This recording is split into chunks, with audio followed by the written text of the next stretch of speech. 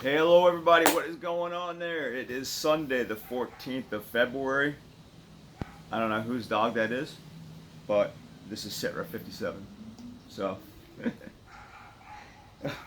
uh, we got all kinds of stuff for you today. We got critter updates, we got TV stuff, we got cancer stuff, we got construction issues.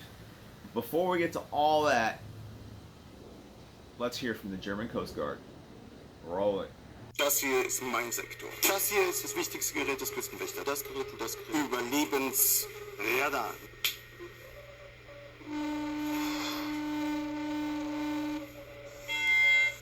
Mayday, mayday. Hello, can you hear us? Can you hear us? Can you... Over. We are sinking. We are sinking. Hallo?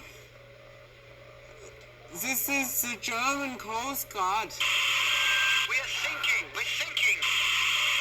What are you thinking about? Alright, so let's talk about hobbies. I didn't mention that in the intro. So as you guys know, I started connoisseur coffee drinking as a hobby. And about 3 days in or so, I started noticing that my pee was like orange. So you guys might realize that, I know all you Army guys know that coffee is a diuretic, right? It dehydrates you. So the common sense thing was to cease my coffee adventures and see if that had a positive effect. And sure enough, my pee cleared up. So I am back to K-cups. Unfortunately. I mean, doing my own coffee was pretty good, I gotta say. But given everything going on right now with my health, I don't need orange pee.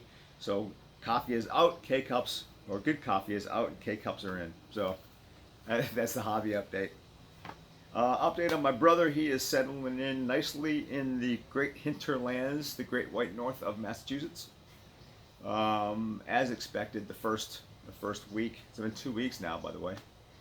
The first week went off pretty much without a hitch, thanks to my sister and her daughter. I converted to Bostonian. Thanks to those guys' efforts. The three of us kind of, and everybody really, my wife, my daughter, we all kind of brainstormed him going up there. I mean, it's not like we were, building the Eiffel Tower or anything, but we want to make sure we dotted all the I's and crossed all the T's, and it went off really well. So thanks to sister and niece, awesome job, guys. But his first week up there, they got dumped with 16 inches of snow. They had a nor'easter. Those who don't know what that is, it's basically a storm that comes out of the northeast, and when you're in Massachusetts, that means Nova Scotia, I think it is, and all that really cold region in eastern Canada. The storm comes down from there, brings a lot of cold and a lot of moisture off the ocean and stuff, and they get slammed. So that was his first week. Welcome back to Massachusetts, brother. So since then, also his space, that's our third bedroom.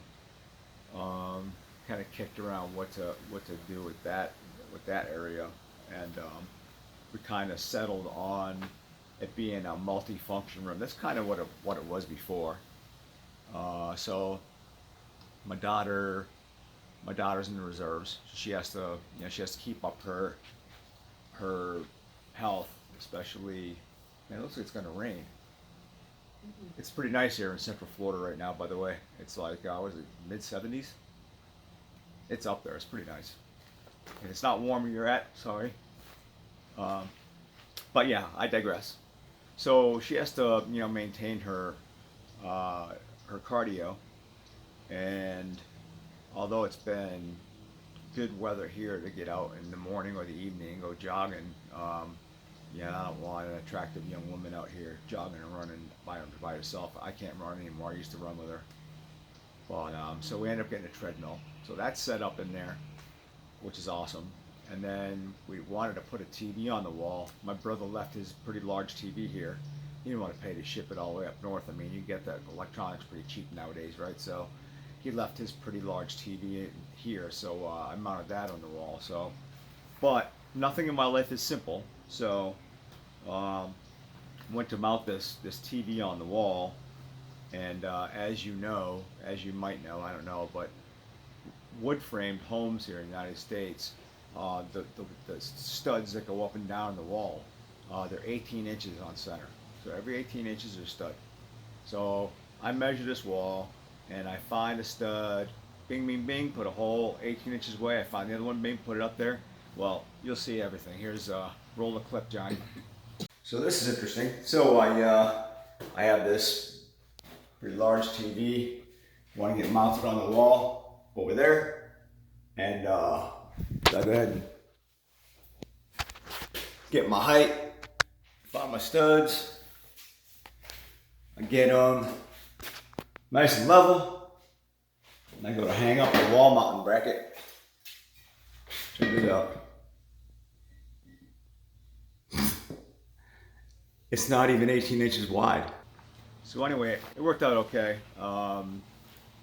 It just so happens that, you know, my house is built out of concrete blocks. I had to re-drill the holes, but I had the luxury of doing that. I just drilled into the concrete and used these keepers and screwed the mounting plate right to the wall. I was still able to do that. But anybody that buys this wall mount bracket or wall mount for their TV that has a wooden framed home, this thing isn't going to work unless they put a big piece of wood across all the two of the studs and then screw this thing onto the piece of wood. It's a nightmare anyway. It's only like $15, but just the thought of it.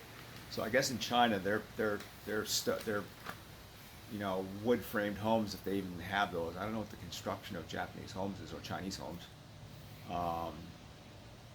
But yeah, they don't use 18 inches on center apparently. So who knew? So critter cam. So there's this one. Check this out. So watch closely. I'm gonna.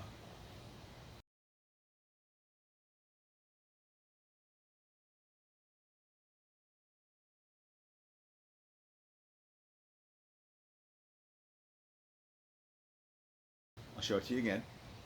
Did you notice? All right. So let's look at the second. So that was the right camera. Let's look at the left cam. There's two of them, right? I didn't pick this up when I first looked at the right camera. They're both kind of fixed on that tree, by the way.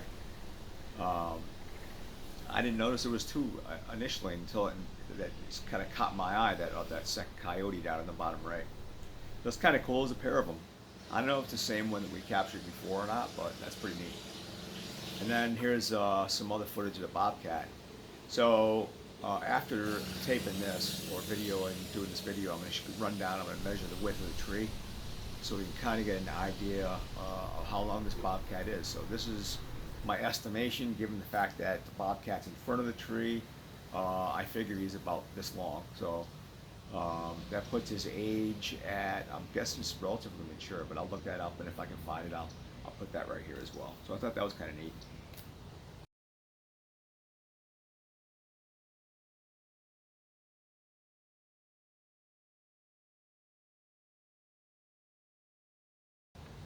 And last but not least, on the critter front, I get this squirrel. So you know what? I'll let the video speak for itself. So here, go and check this out. All right, so what we got going on here in the last couple of weeks, we've been hearing these scratching noises coming out of that point up there, that little eave in the soffit. Found out today we got a squirrel. Looks like he's been going in and out right over there. So you can see this kind of debris on the shingles here. What that is mud dauber nests that have been broken into by the squirrels. So mud daubers, here's one right here. You can see they're not particularly aggressive, although I don't think I'd have one on my hand because they're scary as heck when you're around them. When they land on stuff, they walk real fast and they're big and they're just scary looking. Anyway, mud daubers are they're wasp. And they make nests out of mud. That's how they got their name. It's a typical nest right here, and you can see that the end of it's open. And what mud daubers do is when they go into to lay an egg, they only lay one egg. But before they do that, they go out and they actually sting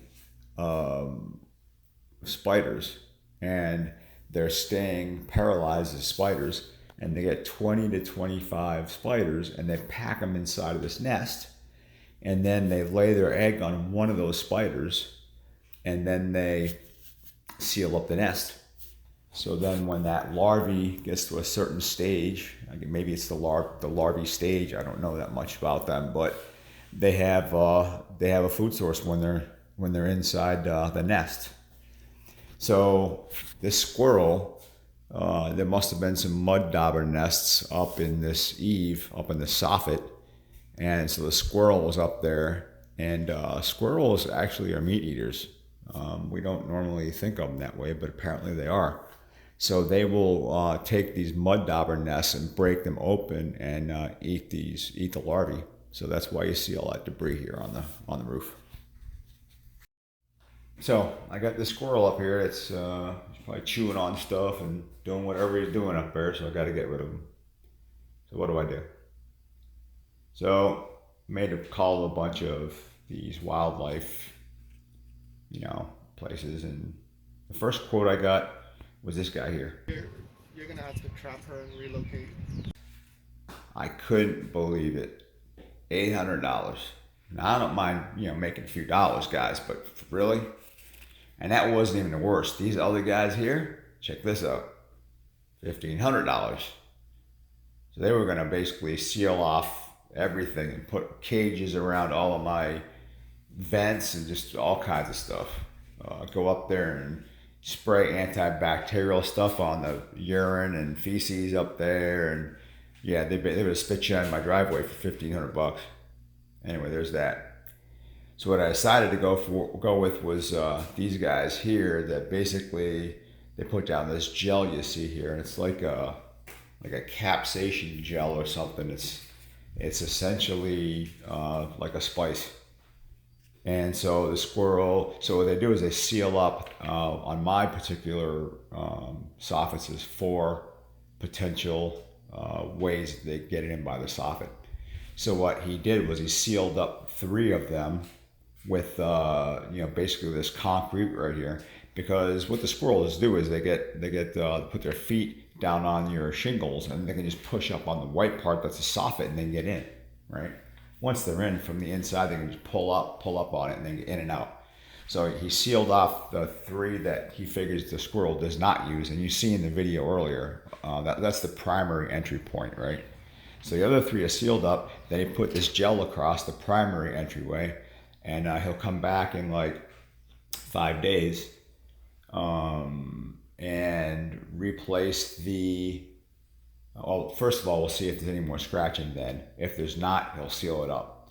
If there is scratching, he'll put down fresh gel, and then a couple days later he'll come back to see if it's been disturbed or not. If it hasn't been disturbed, then we know that the squirrel left, and then it'll just seal up the final entry point. So that's how you do that. And that right there still cost me $500 something, believe it or not, for one squirrel. Unbelievable. All right, so and last but certainly not least is the cancer update. So there's a lot of technical data I'm going to throw at you guys here real quick. But I wanted to do this to kind of give you an idea of how quickly these kind of situations can progress. So here we go. So my doctor, my Dr. Gopalan wanted to get a new CT to kind of use a baseline so she could see how many tumors there are, get their sizes and all that kind of stuff. So I couldn't get in until the 26th of January, and here's the results. So it's the tumor in my throat. The size has increased, but they didn't have any data to compare it to in the previous CT scan. But right now it's 1.5 inches long, and apparently it passes through the wall between my nasopharynx and my oropharynx. So that's a part of your throat that is your mouth area, and then above it we're in your nasal cavity, right? So this tumor goes through that wall. It's 1.5 inches long on one side, and it's 1.5 inches long, half on one side, half on the other. So it's not like 1.5 inches on both sides. It's 1.5 inches long between the two sides. If that makes any sense. Did I explain that right? Anyway, that's what you got. Sorry. Chest and lungs. So this is a little disconcerting when I read this. There's a total of 13 tumors now. 6 of them are new. The largest one is 7/10 of an inch long by 1.3 inches. So earlier on, initially I was told, and I reported to you guys that I had a tumor that was 1.5 inches long, but that's not true. So it's 1.3 inches apparently. The worst news is that is on my right hilum or hilum, and that's a wedge-shaped area in the center of both your lungs where the blood vessels pass through, the nerves go through there. What else? Arteries, nerves, veins, stuff like that. So the tumor's right by all that kind of critical infrastructure, which is not good. The new tumors, they range in size from 1/4 to 3/4 of an inch in diameter. Again, the 6 of those. And the old tumors that they actually had sizes on, they grew from 40% to 100%. And that's since 20 November. Oh, I'm sorry, that's the 20 November PET scan. So that's only 67 days after the previous scan. So that's a little disconcerting, I gotta say. So other than that kind of stuff, Dr. Gopalan did tell me that the Keytruda things would probably get a little better before they got the worst. And she recently told me that that's because the tumors might swell, and that makes a lot of sense because my pain has increased quite a bit. My pain meds have gone up. Well, I'm up to 260 milligrams of morphine a day now, and plus there's some as needed. I can take like a couple, 3, 15. Wow, yeah, the rain's definitely coming. I can take a couple of 15 milligram pills if I need to kind of knock the pain back in between my normal doses. So my next infusion, I get Keytruda every 6 weeks, and I get 400 milligrams. So I take 400 milligrams of the active ingredient Keytruda, and they put that into 100 milliliters of saline, and that is about like a half a cup, and that's intravenous, right? They put that into an IV. It's an IV push. Infusion, that's not a push. It's not a push. Don't listen to her. Don't listen to me. It's medical stuff. Yeah, I'm flashing here, but I really don't know what I'm talking about. I just get the drugs. I don't give them. That's her job. So yeah, my next infusion is on the 18th, next week on Thursday, I think it is. My right ear is, I'm just about completely deaf in my right ear. Like, it's been feeling really weird. Right now, every once in a while, it kind of sounds like paper, like there's a piece of paper in there, and you're like dragging your finger across it like that. It's kind of what it sounds like inside my ear. Every once in a while, I bite down or I chew, it makes a squishing noise. I think I said that in the previous SITREP. So yeah, that's not. I gotta talk to the doc about that when I see her next week. Swallowing is very strange. It's not really painful per se, but it's not easy. And I found out those times, I'm pretty sure in SITREP 55, I think, I said that I was having difficulty swallowing. Like, it was almost like a sneeze that you can't sneeze. It was kind of like that. Like, I had a desire to swallow, but I couldn't. That was because during those times, my mouth was dry. So I found that if I can get some saliva in my mouth, that I can actually trigger a swallow. So thank God. I thought it was like something structural or something weird like that, right? So talk about ear, talk about swallowing, pain. I think that's it, guys. Kind of a short one, I hope. Now I'm going to be right around 20 minutes, which is where they usually are every week. So I hope everybody's doing well out there. I am working diligently on a video about something I brought up like about 3 videos ago, and it was, you know, is it right to, not is it right, how should I put this? How does healing work into the fact that I've been given a terminal diagnosis?